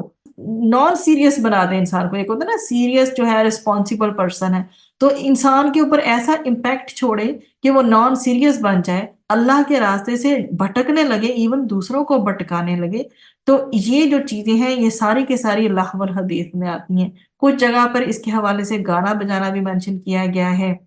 اور وہ ہر وہ چیز جو غفلت میں لے جائے انسان کو، جس کے اس میں ہمیں ملتا ہے ابن مسعود رضی اللہ عنہ سے، کہ ان سے اس آیت کے بارے میں جب پوچھا گیا تو انہوں نے کہا کہ اللہ کی قسم، وہ ذات جس کے علاوہ کوئی الہ نہیں ہے، اس لہو الحدیث سے مراد گانا ہے، اور آپ قسم اٹھا کر اس بات کو 3 دفعہ دہراتے تھے۔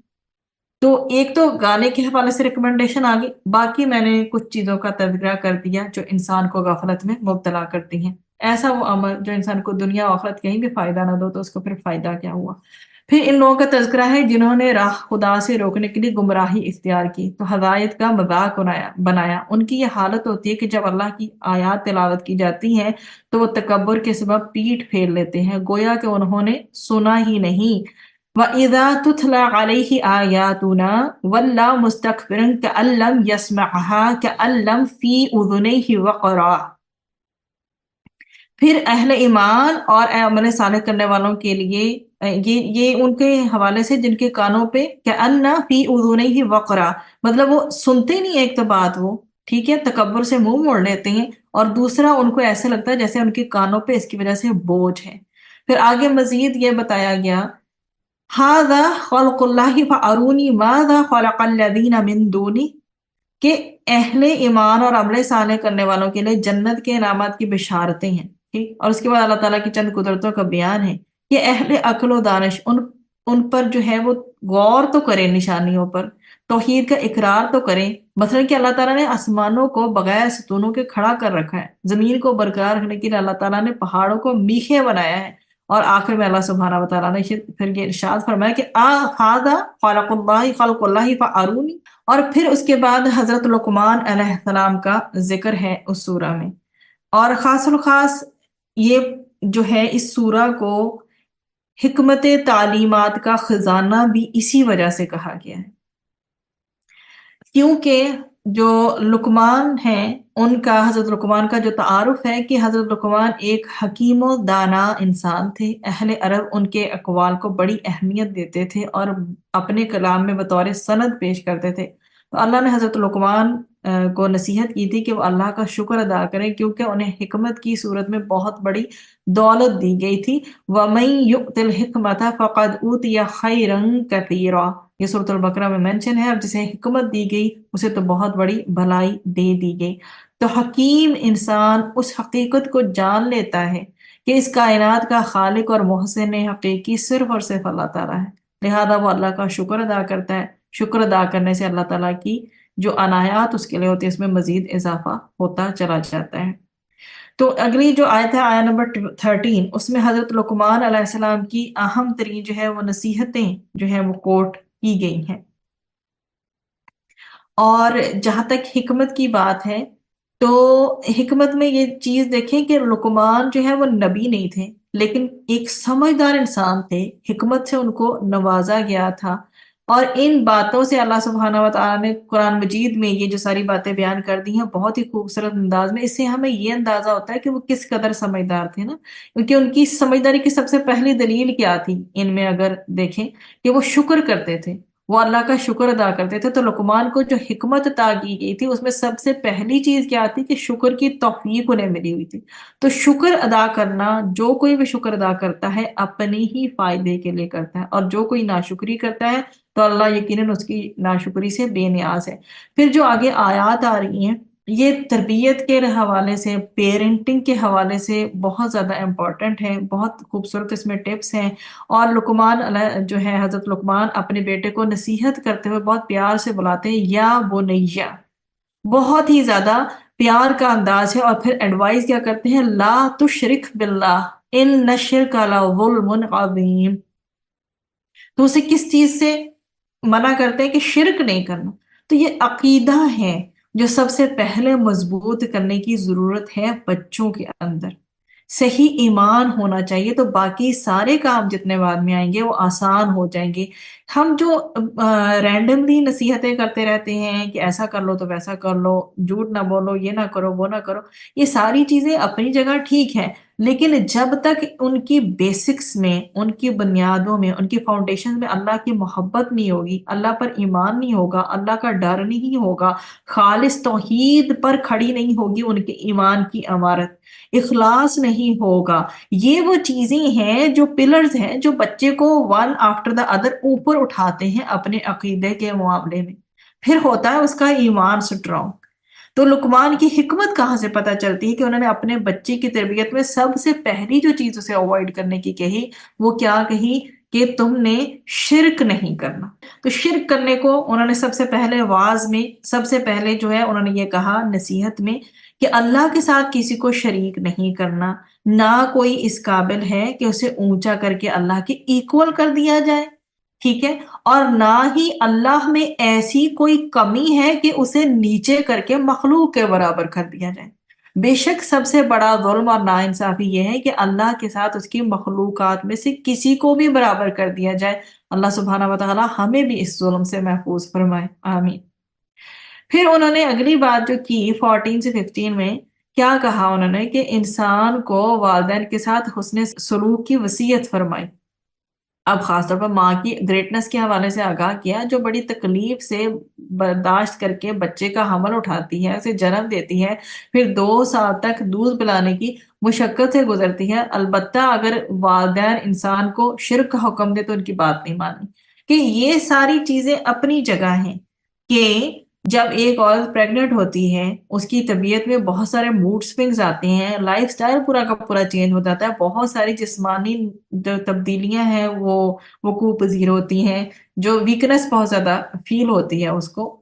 ٹھیک۔ تو یہ ساری چیزیں اپنی جگہ ہیں، یہ جو سارے فیزز ہیں اس کو ان کو تو ڈسکرائب ہی نہیں کیا جا سکتا کہ ماں کن کن چیزوں سے گزر کر اس نے بچے کو جنم دیا ہے۔ تو جہاں اللہ تعالیٰ یہ بتا رہی ہے کہ ان کے ساتھ حسن سلوک کرنا ہے، ایچ اینڈ ایوری تھنگ میں ان کے ساتھ ایٹیکیٹس اور مینرز کے ساتھ پیش آنا ہے، وہاں ساتھ میں یہ بھی بتا دیا کہ لا طاعتی لمخلوق فی معصیت الخالق، ابو داؤد میں مینشن کی گئی ہے کہ اصول کیا ہے شریعت کا کہ مخلوقات میں سے کسی کی اطاعت جائز نہیں اگر اس سے خالق کی نافرمانی ہو۔ تو یہ بتایا گیا ہے کہ ان کے ساتھ حسن سلوک ضرور کرنا ہے، لیکن اگر والدین انسان کو شرک کا حکم دیں تو ان کی جو بات ہے وہ نہیں ماننی، ہاں ان کے ساتھ پھر بھی حسن سلوک برقرار رکھنا ہے۔ البتہ دنیا میں والدین کے ساتھ حسن سلوک برقرار رکھنے کی بہت ساری جو ہیں وہ قسمیں ہیں جس میں انسان کو مد نظر رکھنا چاہیے کہ وہ اپنی دعاؤں میں نماز کے بعد کوشش کرے کہ رب ارحمہما کما ربیانی صغیرا جو ہے وہ ضرور پڑھے، کہنا نہ بھولیں۔ یہ ایک طرح سے ان کے لیے دعا ہے، ہم ان کا حق تو نہیں ادا کر سکتے پیرنٹس کا، لیکن ان کے لیے یہ ایک دعا ہے۔ پھر حضرت لقمان کی جو مزید جو نصیحتیں ہیں وہ یہ کہ یاد رکھو اعمال کا نتیجہ ظاہر ہو کے رہے گا، یہ آخرت کے قائم ہونے کی طرف انہوں نے اشارہ کیا آگے 16 سے لے کر 19 میں، کیونکہ دنیا میں یہ نتیجہ سامنے نہیں آتا، البتہ ضمیر کا نیکی پر جو ہے وہ شاباش دینا اور برائی پر جو ہے خلش پیدا کرنا اس بات کا ثبوت ہوتا ہے کہ انسان کا ضمیر زندہ ہے اور اعمال انسانی کا بھی اس کو بدلہ مل ہی رہا ہے۔ پھر آگے مزید جو نصیحتیں کی کہ نماز کے ذریعے اللہ سے لا لگائے رکھو، نیکی کا حکم دو، برائی سے روکو، اور برائی سے روکنے پر لوگوں کی طرف سے جو بھی ری ایکشن آئے تو اس کو برداشت کر کے حق کی تبلیغ پھر بھی جاری رکھو۔ اور پھر مزید جو چیزیں بیان کی کہ لوگوں کے سامنے اپنی بڑائی کا اظہار نہ کرو، اور نہ ہی لوگوں کو حقیر سمجھو، زمین پر اکڑ کر نہ چلو، چال میں کیا ہونا چاہیے؟ میانہ روی ہونی چاہیے، ماڈریٹ چال ہونی چاہیے، اپنی آواز کو پست رکھو اور بلند آواز سے لوگوں پر قطعاً غالب آنے کی کوشش نہ کرو۔ تو یہ انہوں نے کیا کیا تھا؟ حضرت لقمان نے اپنے بیٹے کو یہ نصیحتیں کی تھی عقائد کی درستگی کے حوالے سے کہ شرک نہیں کرنا، اور آخرت میں جواب دہی کا احساس دلایا تھا، اور یہ بھی بتایا کہ رائی برابر عمل بھی چھپا نہیں رہے۔ پھر عبادات میں نماز اور ساتھ میں صبر کی بھی تلقین کی۔ اخلاقیات میں کیا بتایا کہ منہ پھیر کر بات نہیں کرنی، یہ تکبر کی علامت ہے۔ چال میں اعتدال سکھایا، وقصد فی مشی کا کہ اکڑ کر چلنے سے منع کیا، چال میں میانہ روی اختیار کرنے کا کہا، باوقار چال ہو، گریسفل ہو، اور مسکینی والی نہ ہو، نہ ہی مریل ہو، ولا تمشی فی الارض مرحا۔ اور پھر آگے کیا کہا؟ آواز میں بھی کیسے اعتدال رکھنا ہے، وغضض من صوتی کا کہ اپنی آواز پست رکھنی ہے، ضرورت کے مطابق اونچی نیچی ہو آواز تو ٹھیک ہے، لیکن اپنی آواز کو عام گراؤنڈز پہ کیا کہا گیا کہ اپنی آوازوں کو جو ہے وہ نیچا رکھنا ہے، پست رکھنا ہے۔ آوازوں میں سب سے بری گدھے کی آواز ہے۔ پھر مزید یہ کہا گیا کہ بے وقوفی کی علامتیں ہوتی ہیں یہ ساری چیزیں جن سے منع کیا گیا ہے، کرختگی کا انداز نہ ہو، جنگڑالو انداز نہ اختیار کرو، شکایتی کمپلیننگ ایٹیچیوڈ نہ ہو، اور زور زور سے باتیں نہ کی جائیں۔ یہ ساری کی ساری چیزیں جو عقائد، عبادات، اخلاقیات، چال سے ریلیونٹ، آواز سے ریلیونٹ، اور پھر یہ جو چیزیں نہیں بھی کرنی، ڈونٹ اینڈ ڈوز سارے بتا دی۔ تو یہ بچے جو ہیں ان کو جب تربیت کرنی ہے تو انداز بھی بتا دیا گیا، یا وہ نہیں یا پیار والا، کہ ان کو درستگی ان کی کرنی ہے، کسی بات پہ ان کو کریکشن ان کی کرنی ہے تو انداز حکمت بھرا ہو، پیار بھرا ہو، اللہ کی محبت ڈالی جائے، اور کیا کیا جائے ان کے اندر یہ پیدا کیا جائے یہ احساس کہ جواب دہی کا احساس ہو کہ ایک دن اللہ کے یہاں حاضر ہونا ہے۔ معاملات میں اعتدال سکھایا جائے، ماڈریٹ انہیں بنایا جائے۔ اور بچوں کی پرورش میں ڈیفینیٹلی فادرز کا ایک امپورٹنٹ رول ہوا کرتا ہے کہ بچے جو ہیں جو اپنے جو ہے فادر کو فالو کرتے ہیں تو پیرنٹس بھی اپنی چال کو اعتدال میں رکھیں، اپنی چال، اپنا بات کرنے کا انداز، اپنا لہجہ تکبر سے پاک ہونا چاہیے۔ یہ تو ہم خود بھی سنتے آئے ہیں بچپن سے کہ با ادب اور با نصیب۔ پھر 20 سے 24 کے اندر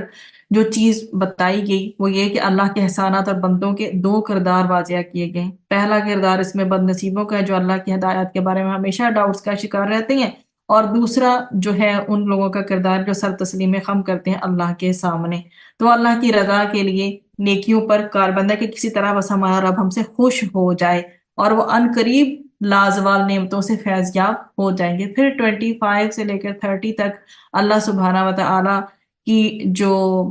شان ہے اس کا بتایا گیا ہے کہ اللہ ہی تمام آسمان اور زمین کا خالق ہے، اور کائنات کی ہر شے اسی کے اختیار میں ہے۔ زمین کے تمام درخت اگر قلم بنا دیے جائیں اور زمین میں موجود سمندروں جیسے 7 سمندر بنا دیے جائیں تو یہ قلم گھس جائیں گے اور سیاہی ختم ہو جائے گی، لیکن اللہ کے کلمات کا بیان مکمل نہ ہوگا۔ تو اللہ کی ہر مخلوق پہلی بار اس کے کلمہ کن سے وجود میں آتی ہے۔ یہ مخلوقات مسلسل دریافت ہو رہی ہیں، لہٰذا ممکن نہیں کہ ان کلمات کو شمار کیا جا سکے یا ضبط تحریر میں لایا جا سکے۔ اور پھر تمام انسانوں کو دوبارہ زندہ کرنا اللہ تعالیٰ کے اختیار میں ہے۔ دن رات کا نظام وہ چلا رہا ہے، سورج چاند کی گردش کا، اور بلا شبہ وہ تمام اعمال سے واقف ہے۔ پھر 31 سے لے کر 32 میں یہ مینشن کیا گیا کہ اللہ کا احسان ہے بندوں پر اور بندے پھر بھی کرتے ہیں ناشکری۔ تو سمندروں میں جو پروٹیکشن کے ساتھ کشتیاں چل رہی ہیں، جتنی بھی ایکٹیویٹیز دیگر ہو رہی ہیں، سوائے اللہ کے کوئی نہیں ہے ان کو سنبھالنے والا۔ پھر 33 میں یہ مینشن کر دیا گیا کہ ڈرو یوم حساب سے۔ بہت جلالی اسلوب اللہ سبحانہ وتعالیٰ نے یہاں اختیار فرمایا ہے کہ اللہ نے کیا کہا ہے کہ آخرت کے دن ہونے والے حساب کتاب کے احساس سے ڈرو۔ ایک ایسا دن آنے والا ہے جس میں باپ بیٹے کے کام نہ آئے گا اور نہ ہی بیٹا باپ کو بچا سکے گا، and this is reality that this day will come. یقینی ہے اس دن کا آنا۔ تو ہر انسان کو کیا رہنا چاہیے؟ چوکنا رہنا چاہیے کہ کہیں دنیا کی زندگی اور یہاں کی فیسلٹیز، یہاں کی lavish life full of luxuries اسے کہیں غافل نہ کر دے۔ اور پھر یوں نہ ہو کہ شیطان اسے اللہ کی رحمت کا سہارا دے کر گناہوں پر آمادہ کرے۔ یہ نہ ہو کہ اللہ تو بہت رحیم ہے، کرتے جاؤ گناہ۔ بے شک اللہ کی رحمت بہت وسیع ہے، مگر یہ بھی یاد رکھنا چاہیے ایٹ دا سیم ٹائم کہ اس کی پکڑ بھی شدید ہے۔ دین ان آیا number 34 there are 5 things are mentioned کہ قیامت کب واقع ہوگی، دوسری بات بارش کب اور کہاں اور کتنی نازل ہوگی، اینڈ دا تھرڈ تھنگ کہ ماں کے رحم میں کیا ہے، یعنی لڑکا یا لڑکی، نیک یا بد، ذہین یا کند ذہن، اینڈ دین پوائنٹ 4 کہ کوئی انسان آنے والے روز کیا سرگرمیاں انجام دے گا، اینڈ نمبر 5 کوئی کسی بھی انسان کی موت جو ہے وہ کس جگہ واقع ہوگی۔ ان سب چیزوں کا علم صرف اور صرف اللہ سبحانہ و تعالیٰ کو ہے اور کسی کو نہیں ہے۔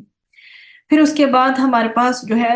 سورہ سجدہ جو ہے اس کا آغاز ہو جاتا ہے۔ نبی کریم صلی اللہ علیہ وسلم اس وقت تک نہیں سوتے تھے جب تک سورۃ السجدہ اور سورۃ الملک نہ پڑھ لیتے تھے۔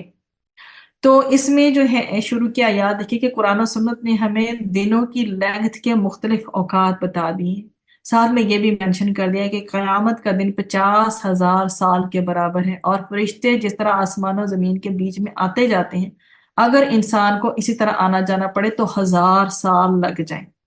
پھر آگے جو ہے مزید مینشن کیا کہ یعنی تم اپنی جسمانی قوتوں سے بھرپور فائدہ نہیں اٹھاتے، تو یہاں ہمیں یہ دعا ضرور یاد رکھنی چاہیے کہ اللہم عافنی فی بدنی، اللہم عافنی فی سمعی، اللہم عافنی فی بصری، لا الہ الا انت،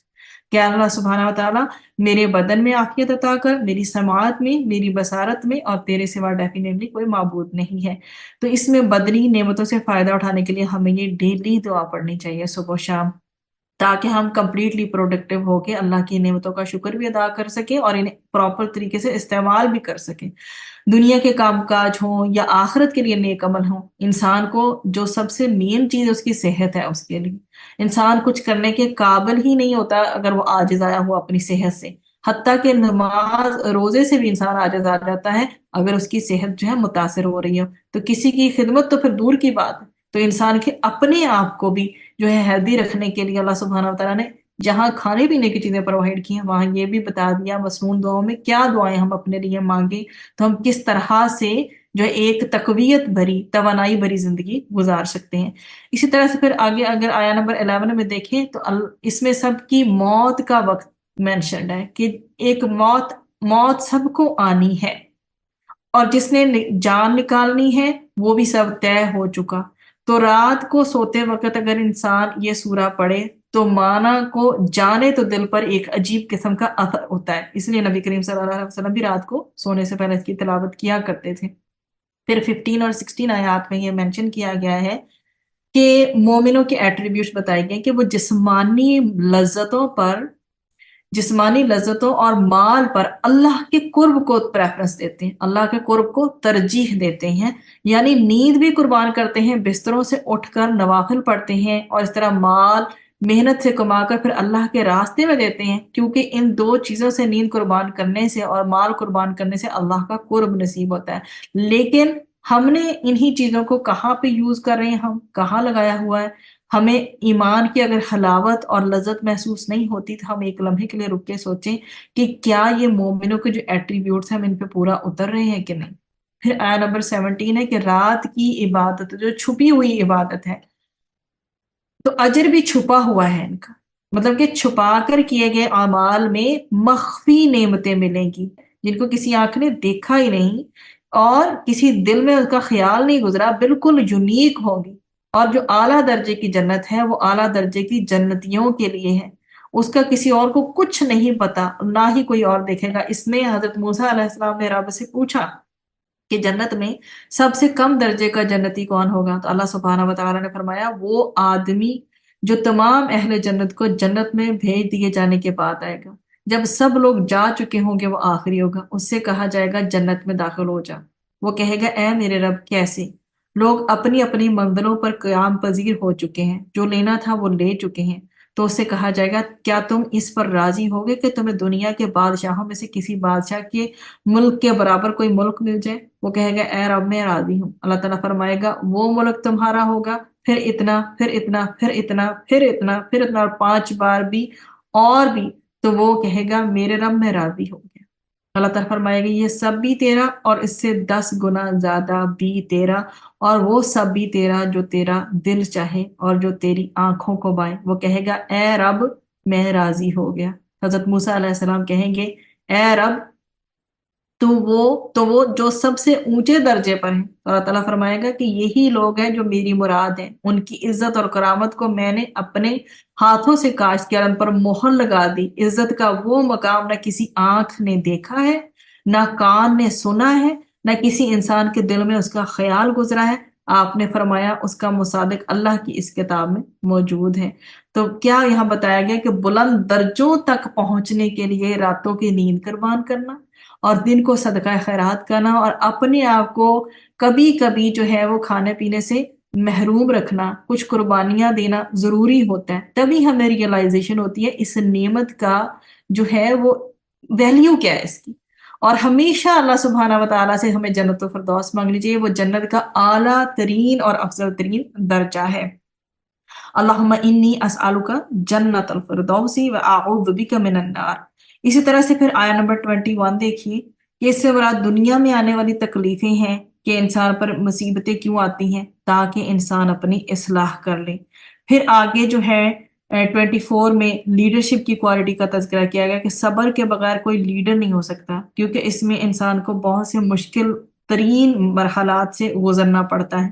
پھر 26 میں پچھلی قوموں کے انجام سے سبق حاصل کرنا چاہیے، وہ بتا دیا، بہت بار اس کا تذکرہ ہو چکا۔ پھر 27 میں غور کرنے کا اور اللہ کی طرف رجوع کرنے کا حکم دیا گیا۔ اس طرح 28 میں کون سا عذاب، قیامت یا پھر جو عذاب ہے وہ کب آئے گی، اس چیز کو ڈسکس کیا گیا۔ یہیں پر ہماری جو سورہ ہے، سورہ سجدہ، مکمل ہوتی ہے۔ اعوذ باللہ من الشیطان الرجیم، بسم اللہ الرحمن الرحیم۔ یا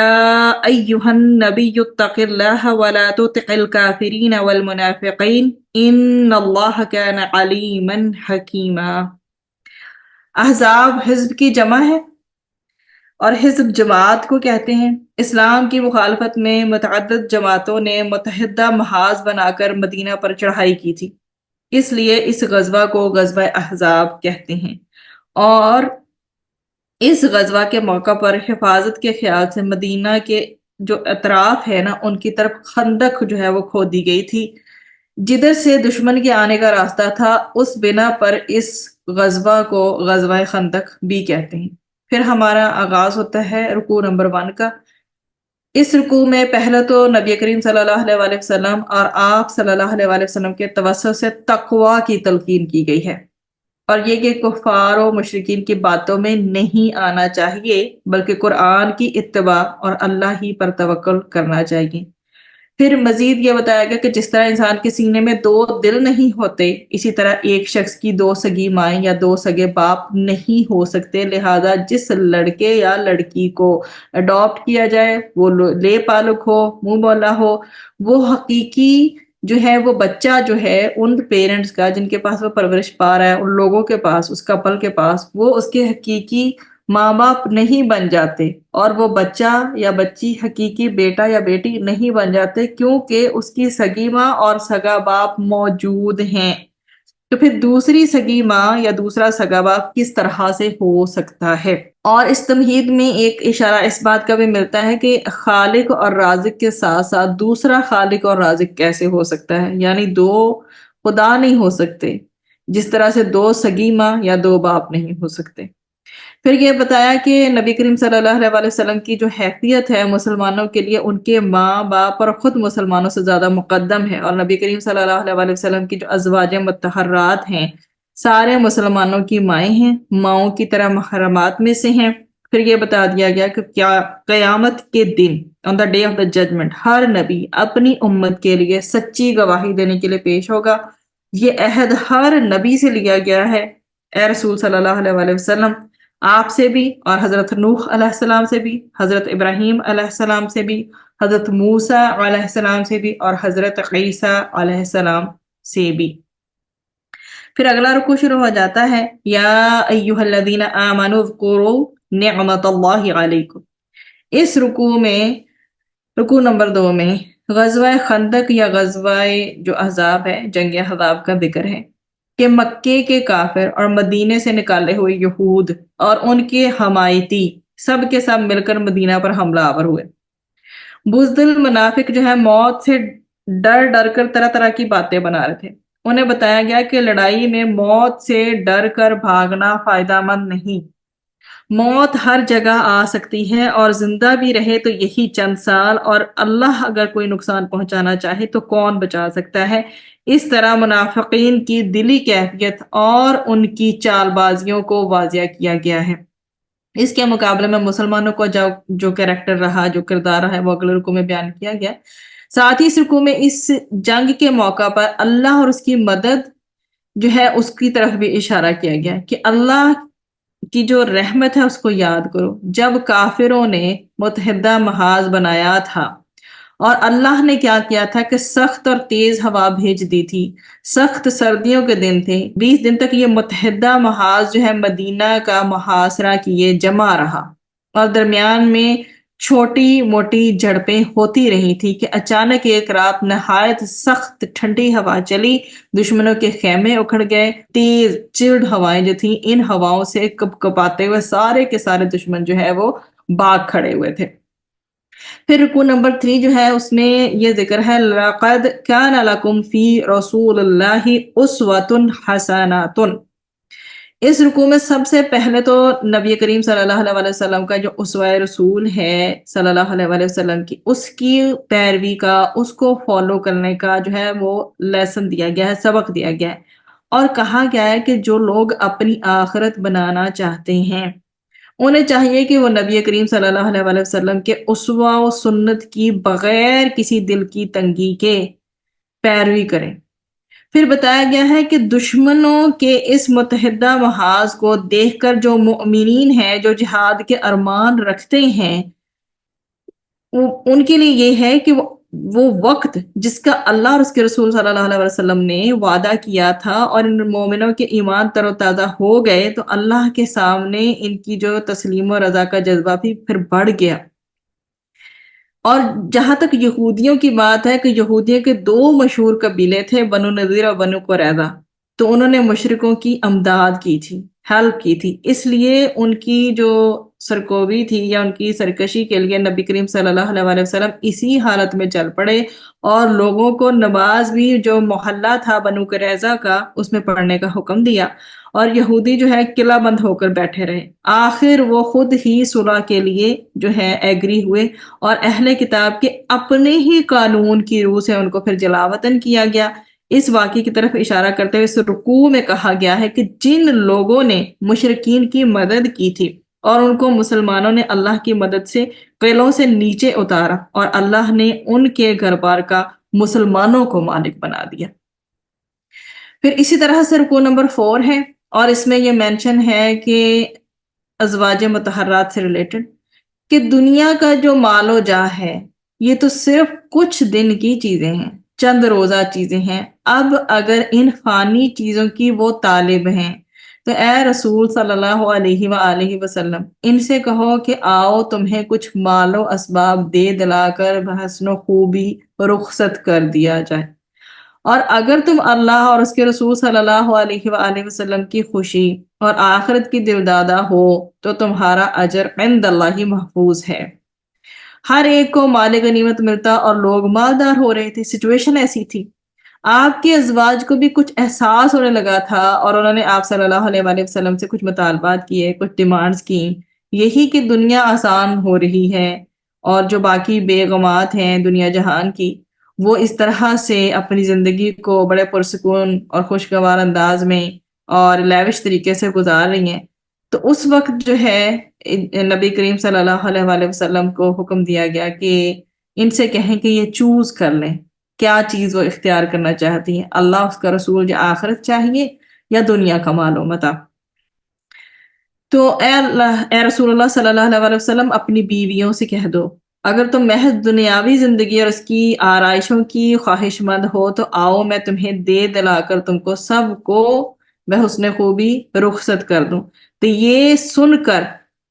ساری ازواج مطہرات جو ہیں فوراً امیڈیٹ ان کا رسپانس تھا، فوراً پکار اٹھی تھی کہ ہمیں دنیاوی مال و دولت اور آرائشی نہیں چاہیے، ہم اللہ اور اس کے رسول صلی اللہ علیہ وآلہ وسلم کی طالب ہیں۔